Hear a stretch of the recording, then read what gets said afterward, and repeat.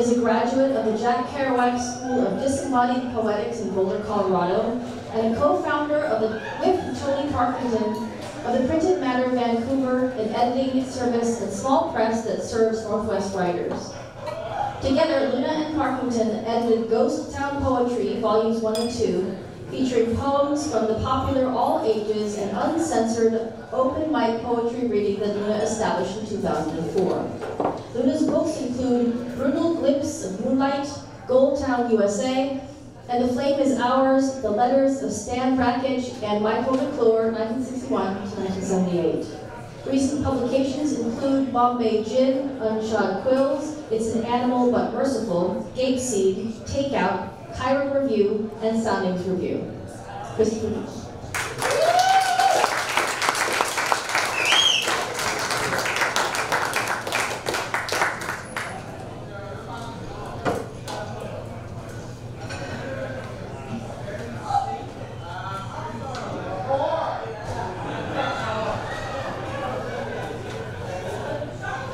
How's everybody doing? I'm very happy to be here. Thank you, Dami, for inviting me to be part of this.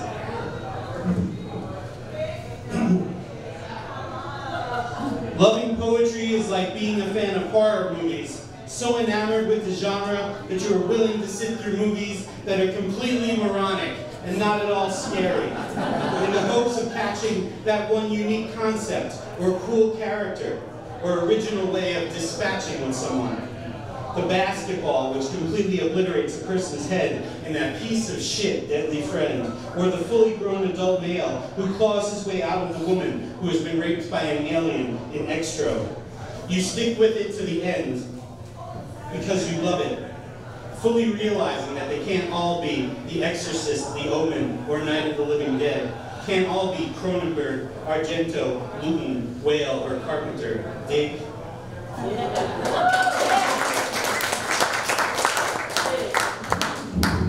I'm going to try taking these off here. I actually spend a lot of time around microphones, but something about how was right sticking in my face. All beauty is at continuous war with God, Jack Spicer. You've got it all wrong. Whatever it is cannot be labeled, cornered, captured, or caged. Its power comes from the mystery. Beauty, the direct result of its ineffability. Not knowing is the secret. Not needing to know is the key. Realize that the answer is unattainable and ought to remain that way. You defile the very possibility of revelation when you try to place it in a box. Erect palaces, build altars, put it on display for all the world to see, the glory in captivity. Not knowing can be painful, but it feels more honest. Rather be in the dark with hope than standing in the light, nothing left to learn. My disappointment is boundless. Your pretty words would be easier to swallow were they not so often followed by the gleeful slitting of your brother's throat. What, I ask, has any of this to do with love?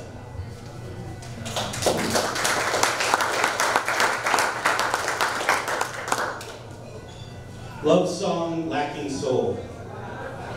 Deflowered by a lioness, suffering curvature of the spine, afflicted by her bitterness, nearly lost both our minds. One last fuck on the lawn, outside Pilgrim's State. Sharp blades of grass pricked my testes as if to wake me, but it was already too late. Cower, retreat, walk, walk again, like two hungry animals in a cage, better kept apart. There can be no happy ending to this story. She will not suddenly get it at 40, 50, 60, every decade or so, when you pick up the phone to hear her latest tearful apology for attempting to destroy you. It would be wise to remember the consequences of repeating an act, expecting different results.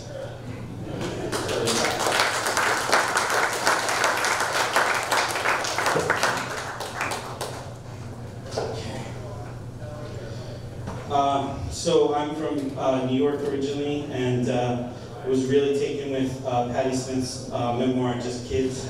So this poem, Bi-Coastal Devotion, begins with a quote from that book.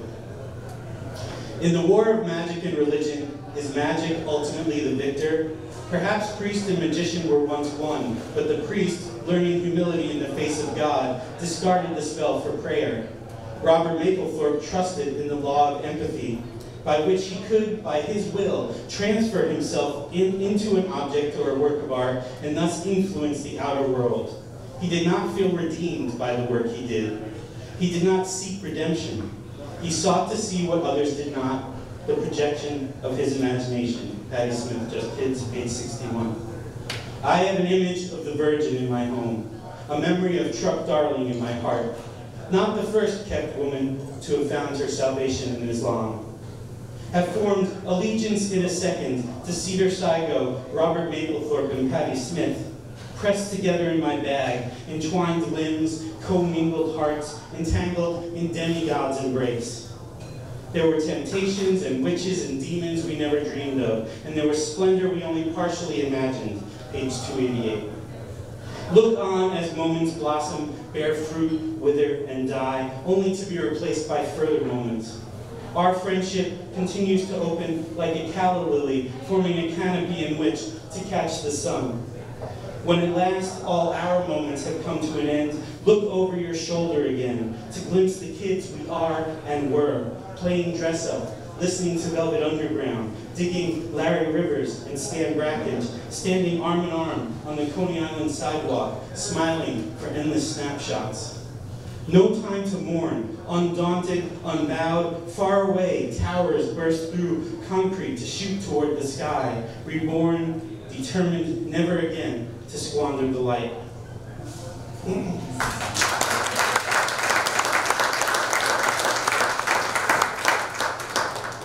So it's a long story, but I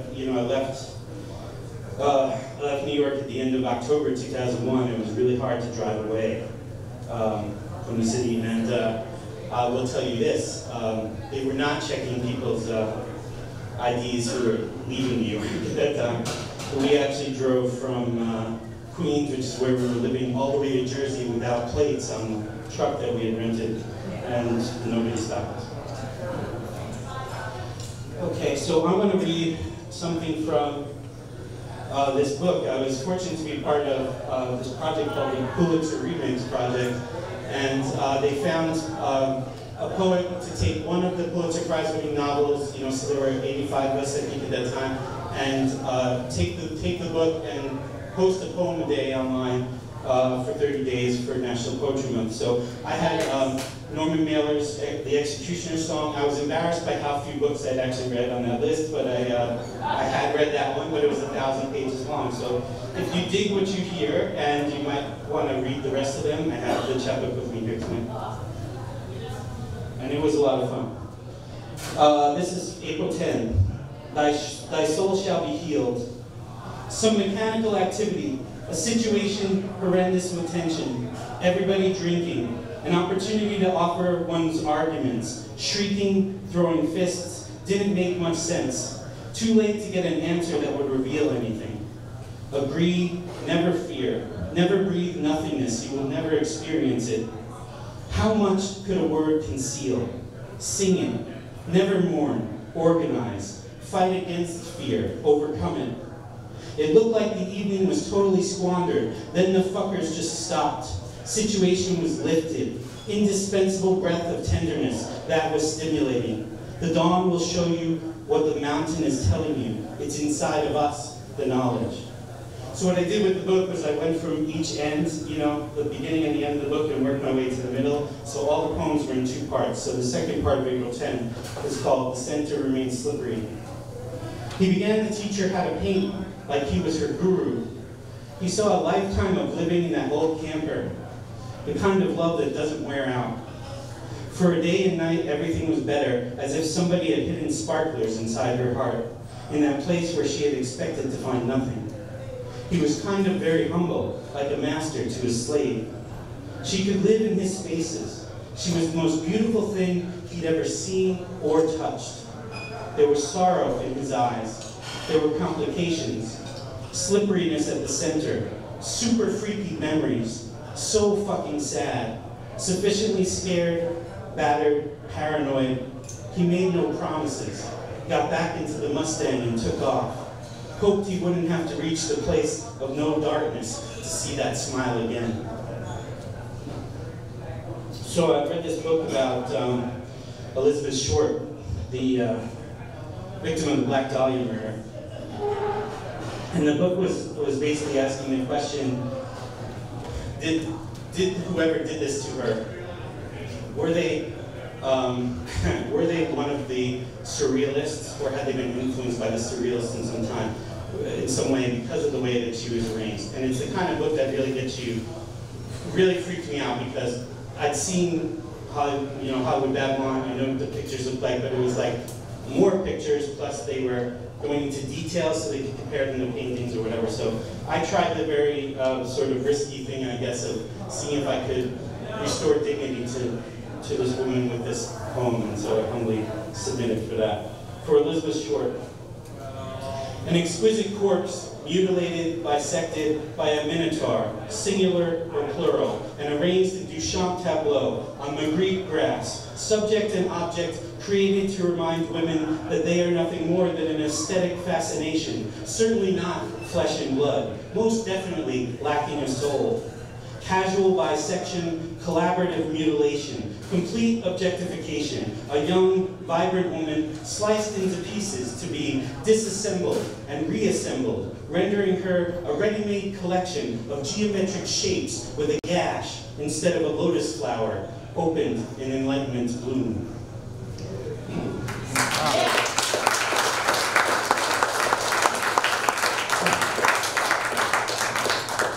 This poem is one of those, I bet you think this poem is about you kind of songs, but it's about a very particular person, but I'm sure he's not the only person.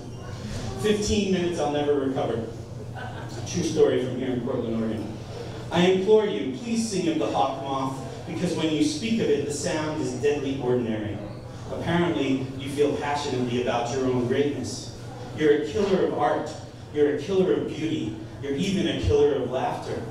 Mean, boring, I don't believe you. Why stand naked before us when you have nothing to say, when your heart's not really in it? The kind of pretentious asshole who doesn't look up from his phone even when his wife is at the mic.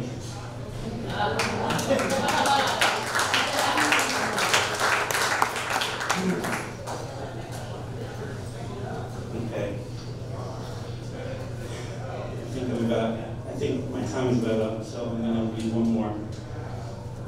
This is untitled and has been for a long time, so if you have any ideas, let me know. An arousing nexus of sex, weed, and chocolate holds unimagined rewards for the brave traveler. A far better evening for hardened hearts to be coaxed open, the perfect moment to pass through the portal, rediscovered. Suddenly, the shrieks of children are indistinguishable from the bird's cry. Sorrow, laughter, and hunger bubble up to remind us not to die before we die. Thank you.